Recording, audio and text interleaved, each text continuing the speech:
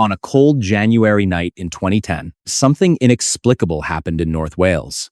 A brilliant mathematician and code breaker employed by one of the most secretive intelligence agencies in the world was found dead inside his own home under bizarre circumstances. His body lay twisted into an unnatural position, surrounded by cryptic notes and mathematical equations scrawled across the walls.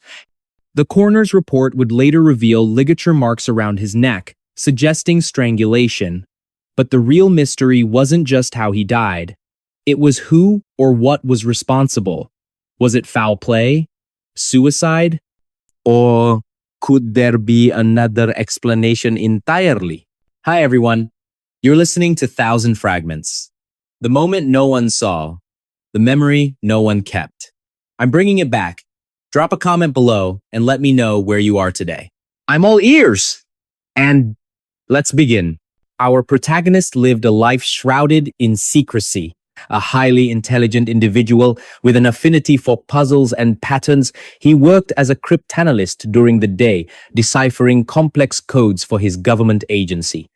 By night, however, he immersed himself in elaborate experiments, testing theories about human consciousness and alternate dimensions. To those who knew him, he seemed like any other young professional, a quiet man living alone in a modest apartment, keeping to himself but occasionally engaging in polite conversation with neighbors. Little did they know that beneath this calm exterior lay a mind consumed by curiosity and obsession. The year was 2010, and the town where he resided was typical of rural Britain: rolling hills, quaint cottages, and a tight-knit community where everyone knew each other by name. Yet within this serene setting, our subject thrived on isolation. He spent countless hours locked away in his room, poring over books on quantum mechanics, cryptography, and psychology. Neighbors rarely saw him, except for brief moments when he ventured out to buy groceries or take evening walks along the nearby coastline. Even then, his demeanor remained distant, almost robotic, as though he existed in two worlds simultaneously. But everything changed on January 2nd, 2010. That morning, police arrived at his door after receiving a call from concerned neighbors who hadn't heard from him in days. What they discovered inside sent shockwaves through both the local community and international intelligence circles. There, sprawled awkwardly on the floor, was the body of a genius whose work had once been critical to national security. At first glance, the scene appeared chaotic: papers scattered everywhere, furniture overturned, and strange symbols drawn in chalk on the walls. But upon closer inspection, investigators realized this chaos was deliberate, part of some larger puzzle left behind by the victim himself. As days passed, details emerged that only deepened the mystery. Surveillance footage showed him entering his building late at night, carrying a bag filled with unknown items. No one else entered or exited the premises during the hours leading up to his death. Autopsy results indicated signs of struggle, yet no defensive wounds were found on his hands. His computer was encrypted beyond recognition, containing files labeled with enigmatic titles such as Project Omega and Dimensional Shift. Despite efforts by top cybersecurity experts, much of its contents remain inaccessible even today. Let's rewind to understand the man behind the mystery.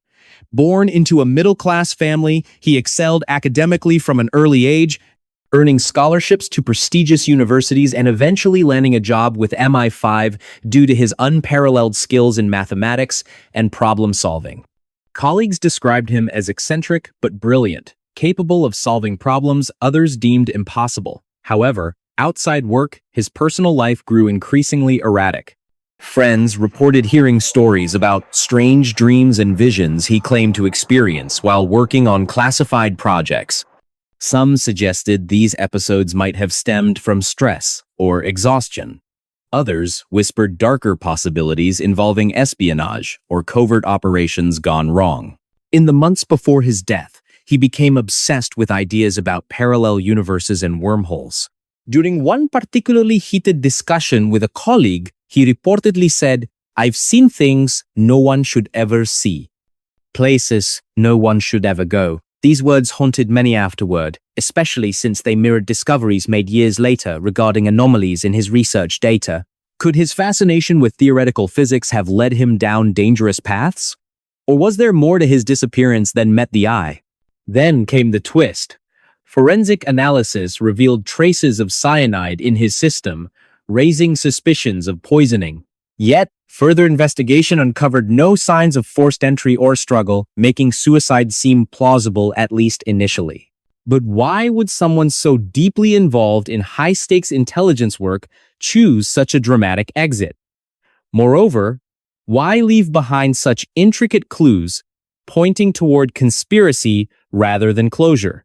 Authorities dug deeper, uncovering disturbing evidence linking him to various unsolved cases across Europe. One file contained photographs of unidentified individuals believed to be foreign spies. Another detailed plans for a device capable of disrupting satellite communications. While none of this proved conclusive, it painted a picture of a man torn between loyalty and rebellion, perhaps caught in the crossfire of global espionage games.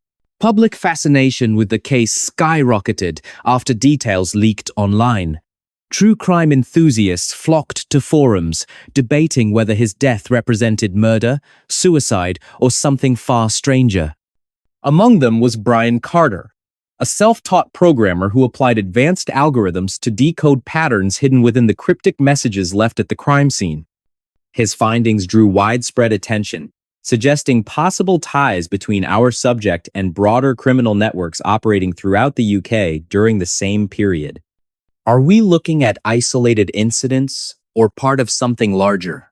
Brian asked during a live Q&A session, drawing nods of agreement from participants. Social media platforms buzzed with theories, ranging from credible analyses to wild speculation.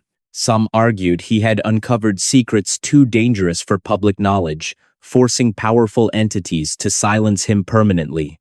Others believed he staged his own demise, leaving behind carefully crafted illusions designed to confuse anyone searching for answers. Meanwhile, psychologists studying behavioral patterns noted recurring themes in his writings: fear, paranoia, and an overwhelming sense of being watched. Was this merely the ramblings of a troubled mind, or hints of truths buried deep within shadows? Fast forward to 2023, and advancements in artificial intelligence offer unprecedented opportunities for analyzing large datasets related to his case. Using machine learning models, researchers sifted through thousands of pages of archived material, flagging patterns previously overlooked by human eyes. Their findings suggest connections between his activities and similar disappearances worldwide, hinting at organized crime or rogue governmental factions. Could he have stumbled upon information threatening national security, triggering his elimination? Or was his fate tied to personal demons haunting him long before that fateful night? One discovery stood out above the rest: a notebook filled with hand-drawn diagrams depicting geometric shapes resembling crop circles. Inside, annotations reference concepts borrowed directly from quantum theory, including mentions of black holes and multiverse theory. Experts struggled to interpret their meaning, though many agreed they pointed toward experimentation with untested scientific principles. Did he truly believe he could unlock doors to alternate realities? Or was this simply the product of mental instability exacerbated by pressure from his demanding career? By now, you might think the story ends here, but it doesn't.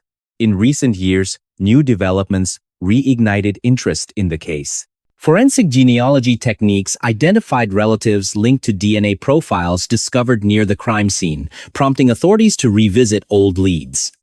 Investigators traced these connections back to individuals known to associate with underground organizations specializing in illegal technology trade. Could these groups have played a role in his death? If so, why target someone seemingly disconnected from their operations? Amidst growing intrigue, amateur sleuths joined professional detectives in piecing together fragments of information. Podcasts dedicated to exploring his life and crimes reached millions, sparking debates among listeners eager to solve the riddle themselves. Episodes examining societal factors contributing to his descent into madness resonated strongly with audiences navigating uncertain times. Could such a mind exist today, armed with modern tools and access to classified systems? Host Paul Hayes posed this question rhetorically during the season finale of Time's Unraveling Genius*, leaving listeners pondering implications long after the episode aired. 2 years later, researchers announced they had decoded messages embedded in artwork created during his final days. Sophisticated image recognition software identified recurring themes tied to specific locations and dates, corresponding to known events in his life. This revelation suggested he may have left deliberate clues intended to taunt authorities even beyond the grave. Was he playing games right up until the end? Emily Carter, a forensic psychologist assigned to analyze his psychological profile, mused aloud during a private meeting with colleagues. Her voice cracked slightly, betraying exhaustion mixed with awe at the complexity of their subject. Atmosphere shifted dramatically as public interest surged once again. Forums buzzed with discussions piecing together timelines and debating theories. Conversations ranged from speculative musings to well-researched arguments supported by hard data. One member, Amanda Grant, gained prominence when she identified similarities between his disappearance and other unsolved cases involving individuals with exceptional intellectual abilities. Her findings prompted renewed scrutiny of potential links between genius minds and clandestine operations.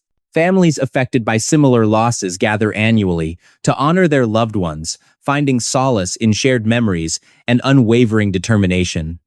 "We won't stop fighting," says Linda Hayes during a memorial service held near North Wales. Her voice cracks with emotion, underscoring the personal stakes involved. And so, the legend persists not merely as a relic of the past, but as a testament to human resilience in the face of incomprehensible evil. And that was another story lost in time. But stay with me, because there's still more waiting in the shadows. What do you think happened to him? Let me know in the comments below. Your thoughts matter, and they shape the stories I share next. So go ahead, type it out, and hit send. I'll see you there.